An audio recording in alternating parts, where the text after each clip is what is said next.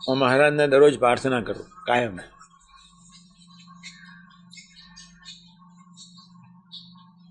પ્રતિકૂળતા અને સાનુકૂળતા દરરોજ સાથે આપજો.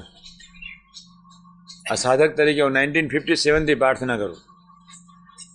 પ્રતિકૂળતા અને સાનુકૂળતા સાથે આપજો. માનવીના મનના એક હેવા એવા છે કે એને બધું સારું જ ગમે. હું જ્યારે ઇન્ટરનલ ટેન્શનમાં જતો, બહુ પ્રતિકૂળતામાં કામ કર્યું મેં. અત્યારની સાનુકૂળતા તો ખૂબ કહેવાય. સ્વામીજીના 5 પ્રસંગો યાદ કરી લો એકી સાથે. પહેલો પ્રસંગ, 40 વર્ષ ગમાનમાં સૂતા. ક્યાં સૂતા? ચોચડ. ગમાનમાં શું મળે? કસ્તુરી. બેસોની ગમાનમાં ચાંચડ મળે. જ્યારે મને કોઈ તકલીફ પડે, આગી પાછી કંઈક થાય, અમારે વહેલું મોડું થાય, એટલે 7 વાક્યો મનને કહી દો કે તારો બાપો 40 વર્ષ ગમાનમાં સૂતા છે. એક. બીજું મનને કહી દો, સાંભળ, 60 વર્ષ સુધી ઘી તેલ જોયું નથી. કોને કહી દઉં? મનને. ત્રીજું, સાંભળ હે મન, 60 વર્ષ સુધી ઠંડે પાણીએ બહાર મૂકેલા પાણીથી નયા છે. યોગી મહારાજ ડોલમાં પાણી રાખે, માટલામાં પાણી રાખે, આખી નાઈટ. હજી સવારના પરમાં એ માટલાથી. ચોથું સાંભળો,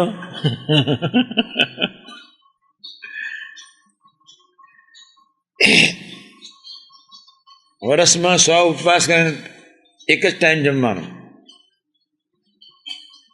આજ બપોરે જમે, કાલે ઉપવાસ આવે, પછીના બપોરે જમે. પછી રાત્રે કે બીજી રાત્રે કે બિસ્કિટ ખાય નહીં. હા, આ તો બિસ્કિટ ને વેફર ને બધું એવું કંઈક બધું ઊભું થઈ ગયું છે અનંત પ્રકારના. એટલે હું આ એક યાદ કરી લઉં. 5મું યાદ કરું, નાસ્તિક માણસ હતો થોડો, એટલે સંતો તરફ કંટાળો હતો. રેવનદાસની ખડકી આનંદ વડતાલ બહુ જતો, એટલે આમ થોડો કંટાળો આવેલો હતો. બાપાના દર્શન કરવા જતો નહોતો, ઊભો રહ્યો હતો. પછી એને મને આમ કાનામાંથી હું જોતો હતો, દાદરાના, અહીંયા આવ. પછી જે ભેટ્યા છે આ શેઠની ઘેર પ્રસાદીનું, હા, એ જે ભેટ્યા છે, પછી 2 વાક્ય બોલ્યા. સ્વામિનારાયણના સંતોએ અત્યાર સુધી જે કાંઈ ભૂલ કરી હોય મને કહે માફ કરજો, હું તો સૂન મારી ગયો.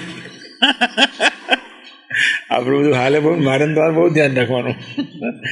જેની હાલતી હોય ને એને મારી કથા બરોબર સાંભળવાની. વિશ્વાસ હોય એને કોઈ ચિંતા જ નહીં.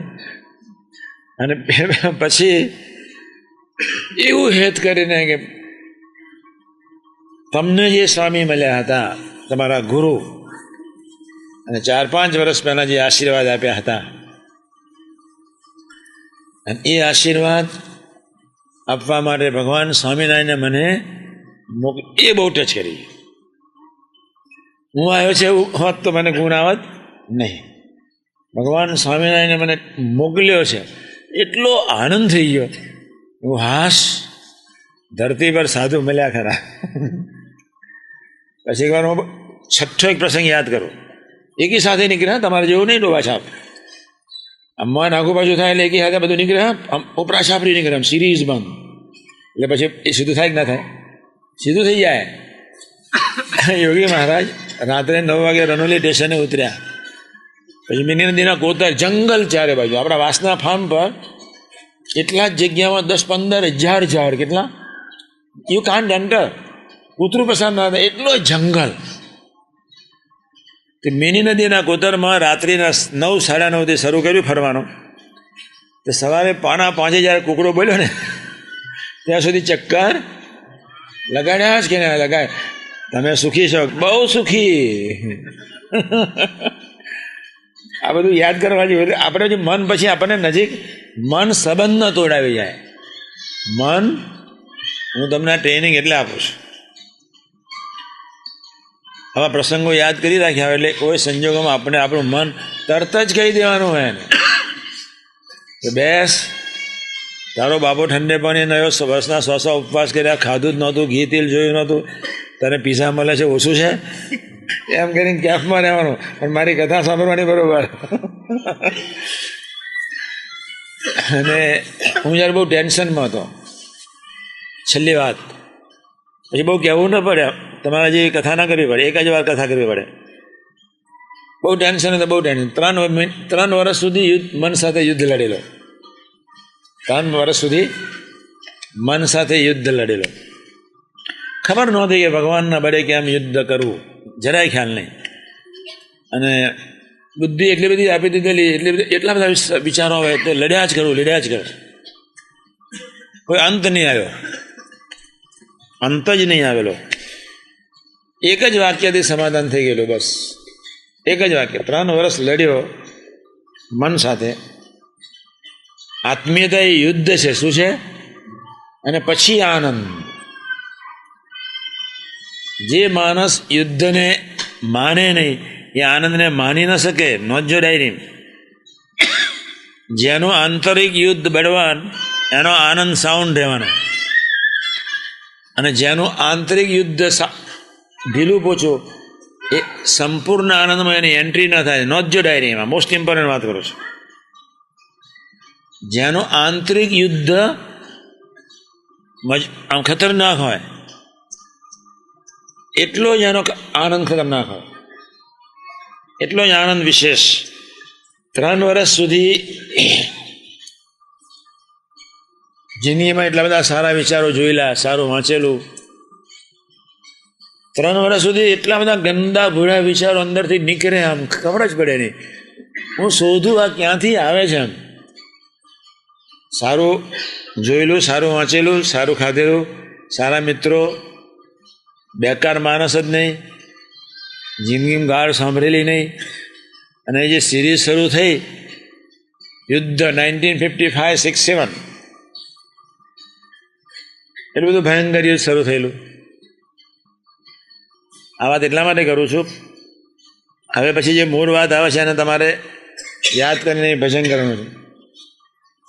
અહીંયા આપણે આવ્યા છે ભજન કરવા,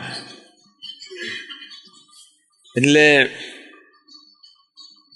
એવું એક યુદ્ધ ચાલેલું. મને જીવનમાં 1955 સુધી કોઈ ભૂડો સંકલ્પ નહીં ઉઠેલો. 1955 થી 1957 3 વર્ષ સુધી એવા સંકલ્પ ઉઠેલા, કોઈ નીચને ન ઉઠે એવા ઉઠેલા. અમારી વાત કરું છું, આ સાચી વાત માનજો. 20 દિવસ સુધી સ્વામીજીના દર્શન કરવા નહીં ગયેલો. આ વાતની ખબર છે તમને? પછી મેં બહુ વખત કહ્યું છે. 55 બધા સંતોને શીખવાડું કે ભાઈ મારી દશા આવી હતી, તમે ગભરાશો નહીં. લાભ પાંચમના શુભ દિવસે યોગી મહારાજ વહેલા, લાભ પાંચમ કે બેસતું વર્ષ, સ્વામીજી સવારના પરમાં એકલા જ પોતાની રૂમમાં નીકળ્યા 4 વાગે. અને હું 4 વાગે ગોંડલની રોયન નીચે બેઠો હતો. એકલા યોગી મહારાજ એટલે તો હાથ પકડવા જવું પડે છે.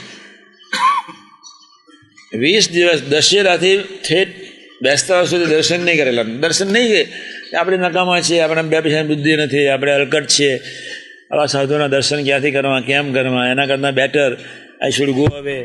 આવા બધા વિચારો બુદ્ધિહીન આવતા હતા. ખબર નહોતી, ભગવદીની કોઈ ગોદ નહોતી.